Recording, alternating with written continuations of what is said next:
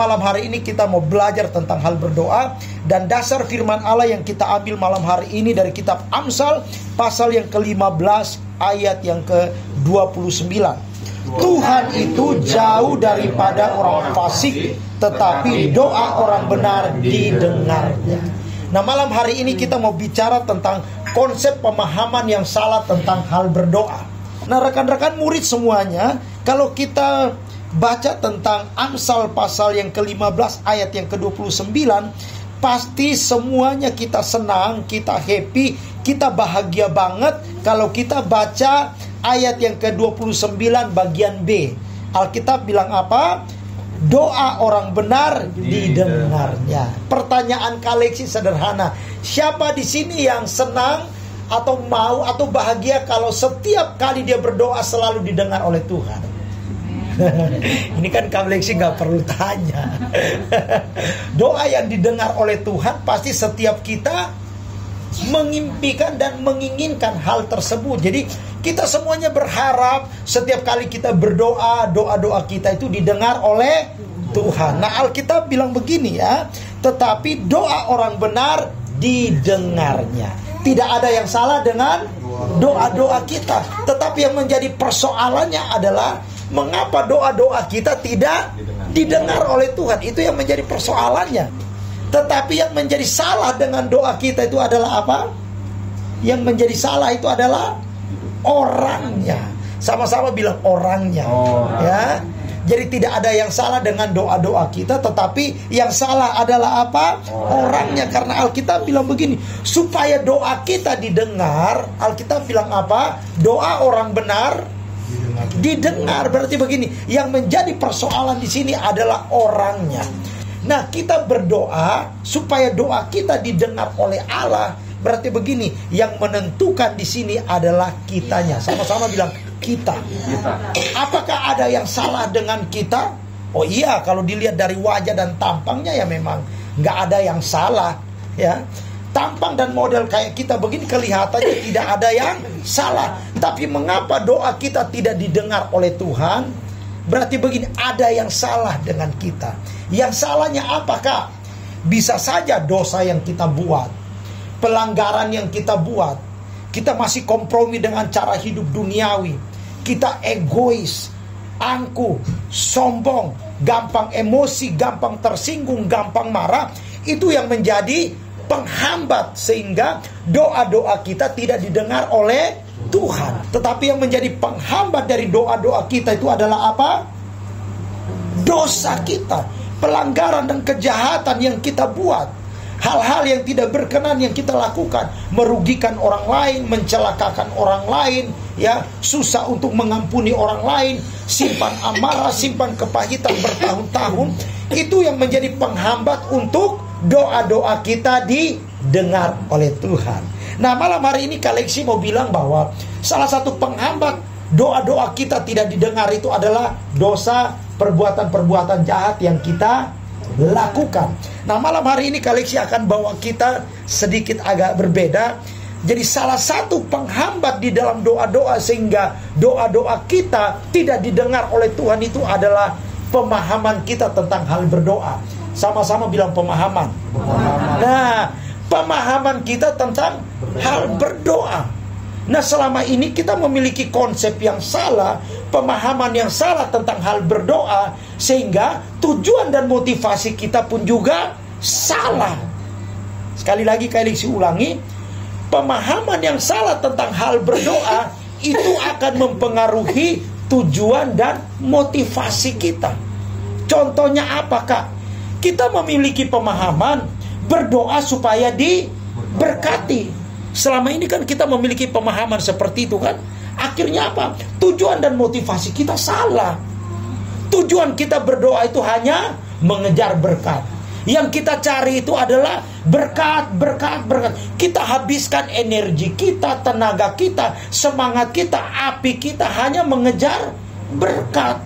Yang kita cari di dalam doa-doa kita itu adalah berkat. Makanya Tuhan tidak dengar. Nah, malam hari ini kita harus rubah konsep pemahaman kita tentang hal berdoa. Jadi jangan sampai kita sudah berbusa-busa komat kamit berdoa, tetapi Tuhan tidak dengar. Kenapa? Karena konsep pemahaman kita tentang hal berdoa itu salah. Jadi konsep pemahaman yang salah itu akan mempengaruhi tujuan dan motivasi. Kalau konsep pemahaman yang salah, otomatis tujuan dan motivasinya pasti salah. Ya, bisa diterima ya. Makanya gereja-gereja mereka bilang begini, banyak berdoa, banyak berkat. Sedikit berdoa, sedikit berkat. Tidak berdoa, tidak diberkati.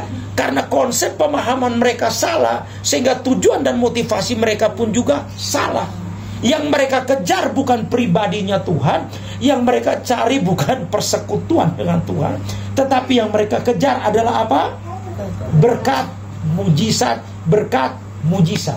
Nah, Tuhan menginginkan supaya begini ya, kita memiliki konsep pemahaman yang benar tentang hal berdoa.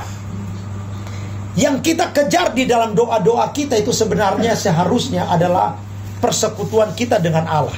Amin. Yang kita kejar di dalam doa-doa kita itu adalah hubungan kita dengan Allah. Bukan berkat, bukan mujizat, bukan pertolongan. Tetapi justru sebaliknya, kalau kita memiliki pemahaman yang benar tentang hal berdoa, kita berdoa itu bicara tentang hubungan persekutuan yang kita bangun secara pribadi dengan Allah. Jadi tidak ada urusannya dengan berkat. Karena begini Bapak Ibu Saudara, sebelum kita berteriak meminta berkat, Tuhan sudah karuniakan berkat buat kita. Jadi Tuhan itu nggak kaget dulu kalau kita berdoa berteriak, Tuhan tolong berkati saya. Sekali lagi ya, jangan kita itu memiliki satu pemahaman, kalau kita berteriak sama Tuhan, Tuhan berkati, berkati, berkati, tiba-tiba baru Tuhan kaget berkati kita. Oh enggak, Allah kita tidak terbatas seperti Allah yang ada di luar sana. Manusia diciptakan, manusia sudah disertai, dikaruniakan dengan berkat-berkat. Kejadian 1 ayat yang ke-26-27. Jadi tidak perlu kita berteriak, berbusa-busa meminta berkat dan meminta berkat, tetapi Allah sudah mengaruniakan berkat kepada kita pada saat manusia diciptakan. Amin. Jadi kita berdoa itu bicara tentang hubungan persekutuan, hubungan yang kita bangun secara pribadi dengan Allah. Jadi kita berdoa jangan lagi kita kejar berkat. Waktu kita berdoa kita sedang mengejar pribadinya Tuhan. Waktu kita berdoa kita sedang mencari siapa? Mencari Tuhan. Kenapa? Karena Tuhanlah sumber berkat, Tuhanlah sumber mujizat, Tuhanlah sumber perlindungan, Tuhanlah sumber pengharapan. Jadi yang kita cari itu bukan lagi harapan-harapan, yang kita cari itu bukan lagi pertolongan-pertolongan, yang kita cari itu bukan apa yang disediakan oleh Tuhan, tetapi yang kita cari itu adalah sumber yang menyediakannya. Amin. Saudaraku, satu waktu Daud diizinkan Tuhan mengalami tekanan yang begitu tragis, mengalami satu ancaman yang begitu tragis. Kenapa saya bilang tragis? Karena Daud bukan dimusuhi sama orang lain, Daud bukan dikejar untuk dibunuh sama orang lain, tetapi Daud itu dimusuhi, bahkan dia mau dibunuh oleh anak kandungnya sendiri. Kira-kira ini tragis atau menyedihkan? Lebih dari sekedar menyedihkan, ini tragis. Akhirnya Daud melarikan dirinya ke padang gurun Yehuda. Yang namanya padang gurun bagi orang zaman itu tempat setan berada. Sama-sama bilang tempat setan berada. Jadi padang gurun waktu zamannya Daud itu dianggap bahwa itu tempat setan berada. Di situ tidak ada pertolongan dan di situ tidak ada pengharapan. Nah, Daud melarikan diri kemana? Padang gurun Yehuda. Daud melarikan diri kemana? Tempat setan berada.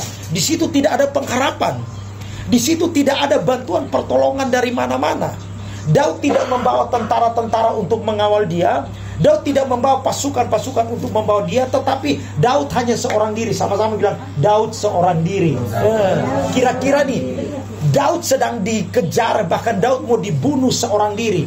Waktu Daud ada di padang gurun Yehuda, ya, sewajarnya apa yang dilakukan oleh Daud? Sewajarnya yang dilakukan oleh Daud adalah berteriak minta tolong.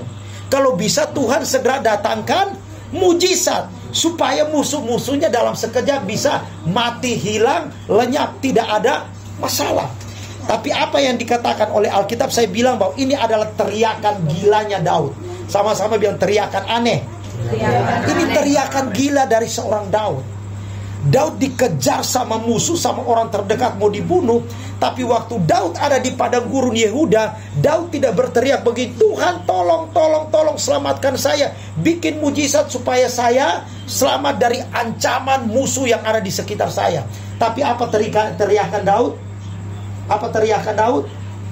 Tadi siang saya kirim lewat YouTube. Apa teriakan Daud? Daud berteriak bilang begini, Mazmur 63, ya Allahku, aku mencari Engkau, jiwaku merindukan Engkau seperti tanah yang kering, tandus tiada berair. Demikianlah aku memandang kepadamu di tempat kudus, sambil melihat kekuatan kemuliaan-Mu. Ayat yang berikutnya, sebab kasih dan setiamu itu lebih baik daripada hidup. Kalimat yang berikutnya, mulutku ini akan memegahkan Engkau. Daud ada dalam ancaman, Daud ada dalam tekanan, tapi teriakannya Daud itu sangat aneh.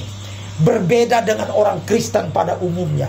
Waktu kita dihimpit masalah, kita dikejar sama debt collector karena utang, kita dikejar sama penagih-penagih dari bank, ya, kita dikejar oleh ancaman-ancaman yang ada di sekitar kita. Sewajarnya teriakan kita adalah Tuhan tolong, tolong, dan tolong. Tapi Daud berbeda. Sama-sama bilang Daud berbeda. Justru Daud berbeda. Kita harus contoh teladani dari perbedaan yang dialami oleh Daud. Waktu Daud dalam himpitan, ancaman, dan tekanan yang ekstrim, Daud berkata apa? Ya Allahku, aku mencari Engkau, jiwaku merindukan Engkau. Pertanyaan kali ini sederhana. Waktu masalah persoalan datang, bisa gak kita ngomong? Bisa gak kita berdoa? Ya Allahku, aku mencari Engkau, jiwaku merindukan Engkau seperti tanah yang kering, tandus tiada berair. Bisa gak kita berseru seperti itu? Halo murid-murid Kristus, halo murid-murid Kristus. Karena kita ini murid, seruan dan teriakan kita harus berbeda. Tidak sama dengan orang yang beragama Kristen. Kalau orang yang beragama Kristen, waktu persoalan, pergumulan, permasalahan datang, Tuhan tolong, tolong, tolong selesaikan masalah saya, berkati saya, segera datangkan mujizat, segera datangkan mujizat. Tapi Daud teriakan seruannya berbeda. Ya Allahku, aku mencari Engkau. Karena kita murid, seruan dan teriakan kita harus berbeda. Tidak sama dengan orang yang sekedar beragama Kristen. Teriakan dan seruan mereka sangatlah berbeda. Waktu mereka punya masalah, persoalan, kesesakan, teriakannya Tuhan tolong, tolong, dan tolong. Segera datangkan mujizat, perkara-perkara ajaib. Itu tidak salah. Sama-sama bilang itu tidak salah. Itu biasa dan wajar-wajar saja. Tetapi malam hari ini saya mau belajar, ya. Sama-sama kita mau belajar menjadi seorang murid. Waktu permasalahan, persoalan, pergumulan datang, yang kita kejar itu adalah hubungan persekutuan kita dengan Allah. Kenapa Daud bilang begini? Jiwaku merindukan Engkau ya Allah. Karena bagi Daud, Tuhan itu merupakan kekasih jiwanya dan sahabat sejati. Amin. Kenapa Daud bilang, aku merindukan Engkau, aku rindu, aku rindu, aku rindu. Karena buat Daud, Tuhan itu kekasih jiwanya dan sahabat sejatinya Daud. Amin. Kalau kita ini adalah sahabat sejatinya Tuhan, dan Tuhan itu adalah kekasih jiwanya kita, masalah boleh datang, persoalan boleh datang, himpitan pergumulan boleh datang, tetapi seruan dan teriakan kita berbeda. Amin. Aku merindukan Engkau ya Allah, jiwaku merindukan Engkau seperti tanah yang kering, tandus tiada air. Saudaraku, kalau lagi musim kemarau, di sawah kalau sedang mengalami kekeringan, kira-kira keadaan tanah itu seperti apa? Tanah itu bukan sekedar tandus, Kak. Bukan sekedar kering, tetapi pecah-pecah. Kira-kira nih, kalau waktu tanah pecah-pecah, kita tuang air 2 ember, kira-kira air itu langsung menyebar atau langsung meresap ke dalam? Langsung meresap ke dalam. Kita mau tuangin air sebanyak apapun juga langsung meresap ke dalam. Tapi kalau tanah itu basah, kita mau tuangin air berapa banyak pun juga air itu akan merembes ke samping kiri kanan. Nah, Daud menggambarkan bahwa hatinya dia itu merindukan Tuhan itu seperti tanah yang kering, tandus tiada berair. Kenapa ya Daud pakai tanah yang kering? Karena Daud mempercayai bahwa Tuhan itu adalah sumber mata air kehidupan. Barang siapa yang haus, datanglah kepada Tuhan. Karena Tuhan akan memberikan kesegaran dan kesejukan. Tuhan itu adalah kekasih sobat sejati kita. Hati kita harus seperti tanah yang kering. Nah, kalau saudaraku, gambaran hati kita seperti tanah yang kering, tandus, tiada berair. Waktu kita dengar firman Allah, kita sambut firman Allah, dan kita bilang begini, yes Tuhan, firman itu buat saya, bukan untuk suami saya, bukan untuk orang yang melukai saya, bukan untuk orang yang mengecewakan dan menyakiti saya, tetapi firman itu tepat, cocok untuk saya. Waktu saya punya tekanan, punya persoalan, punya pergumulan, saya belajar untuk datang sama Tuhan. Saya tidak mendahulukan dulu pergumulan persoalan saya, tetapi saya datang terlebih dahulu sama Tuhan. Saya bilang, Tuhan, aku merindukan Engkau. Tuhan, aku merindukan Engkau. Jiwaku haus kepadamu. Aku memandang kepadamu di tempat kudus sambil melihat kekuatan kemuliaan-Mu. Perhatikan ayat yang ketiga. Waktu Daud ada di padang gurun Yehuda, Daud bilang begini, aku memandang kepadamu di tempat kudus sambil melihat kekuatan kemuliaan. Daud bukan berada di bait Allah. Daud bukan berada di ruang maha kudus, tapi Daud sedang berada di mana? Daud berada di mana? Padang gurun Yehuda. Daud berteriak dan Daud berkata, aku memandang kepadamu di tempat kudus sambil. Kata sambil di situ artinya begini, aku memandang kepadamu di tempat kudus sambil mengalami kekuatan dan kemuliaan. Amin. Jadi di tengah-tengah padang gurun Yehuda, kesulitan, tekanan hidup yang datang, himpitan hidup yang datang, itu merupakan kesempatan buat kita untuk apa? Mengalami yang namanya kekuatan kemuliaan Tuhan. Amin. Kesesakan, pergumulan, himpitan yang datang, itu merupakan kesempatan yang tepat untuk kita mengalami apa? Kekuatan kemuliaan Tuhan. Jadi kita ini bertumbuh menjadi orang-orang yang benar. Kita harus memiliki konsep pemahaman yang benar terhadap doa. Realitanya Daud ada di bait Allah, ruang maha kudus, atau Daud ada di padang gurun Yehuda, tempat setan berada. Daud berada di mana? Itu realitanya. Tetapi imannya berkata bahwa Daud sedang berada di tempat kudus. Bukan hanya cuma nonton kekuatan dan kemuliaan, tetapi arti kata aslinya itu sambil mengalami. Amin. Berarti jangan pernah takut ketika kita ada di dalam kesesakan, kesulitan, padang gurun, tempat setan berada. Karena itulah kesempatan kita mengalami kekuatan dan kemuliaan Tuhan. Itu berlaku bagi siapa? Orang benar. Berlaku bagi orang benar. Makanya hidup orang benar itu, waktu dia berdoa, Tuhan dengar. Karena doanya itu berbeda. Seruan dan teriakannya berbeda. Tidak sama dengan orang yang beragama Kristen. Doa kita berbeda malam hari ini, amin. Milikilah konsep pemahaman yang benar. Yang kita kejar itu adalah hubungan persekutuan dengan Allah. Kekuatan dan kemuliaan itu adalah anugerah yang Tuhan berikan buat kita, amin. Jadi jangan paksa Tuhan untuk segera atau cepat menyelesaikan persoalan pergumulan hidup kita. Jangan. Bagian kita adalah tetap bersekutu dengan Allah. Bagian kita adalah tetap melekat, bangun hubungan dengan Allah. Bagiannya Tuhan adalah mendatangkan kekuatan, kemuliaan, perkara-perkara hebat itu. Bahkan ayat yang keempat itu Daud bilang begini ya, sebab kasih dan setiamu itu lebih baik daripada hidup. Kalau bahasa saya terjemahkan ke bahasa hari-hari, artinya begini. Daud mau bilang begini, Tuhan, kalau memang hari ini adalah hari terakhir buat saya koit. Apa bahasa koit itu? Mate. Tidak masalah buat saya. Yang penting saya tidak kehilangan kasih setia dengan Allah. Artinya begini, Daud itu tidak lagi peduli dengan kehidupannya dia. Ya, kalaupun hari ini adalah hari terakhir buat saya ada di muka bumi ini, tidak jadi masalah buat saya. Yang penting saya tidak kehilangan hubungan persekutuanku dengan Allah.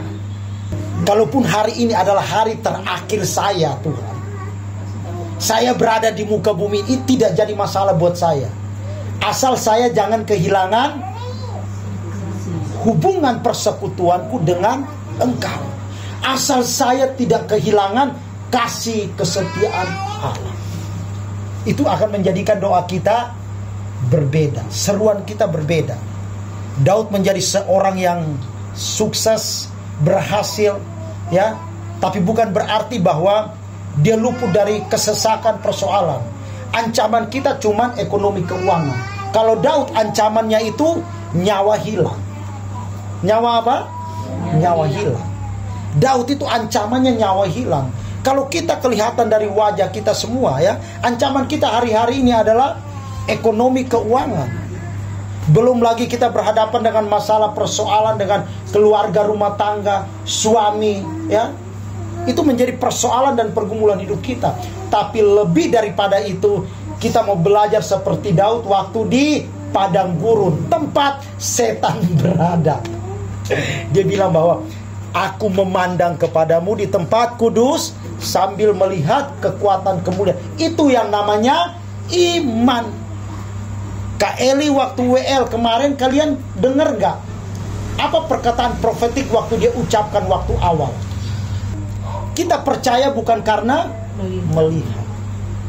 Saudaraku, saya belajar untuk tangkap setiap statement-statement, entah Kak Frankie khotbah, entah Kak Eli WR, atau siapapun yang belajar bicara di mimbar. Saya belajar untuk tangkap sesuatu karena itu berharga buat saya. Belajarlah untuk simpan firman Allah. Belajarlah untuk simpan setiap profetik firman yang diberitakan dari atas mimbar. Itu mendatangkan kehidupan buat kita. Hari ini kita semua kira-kira ada di padang gurun Yehuda enggak? Gambarannya ada di padang gurun Yehuda enggak? Baru di pinggirannya. Baru di mana? Pinggirannya. Karena padang gurun Yehuda itu bicara tentang apa? Tempat setan berada. Tidak ada harapan di sana.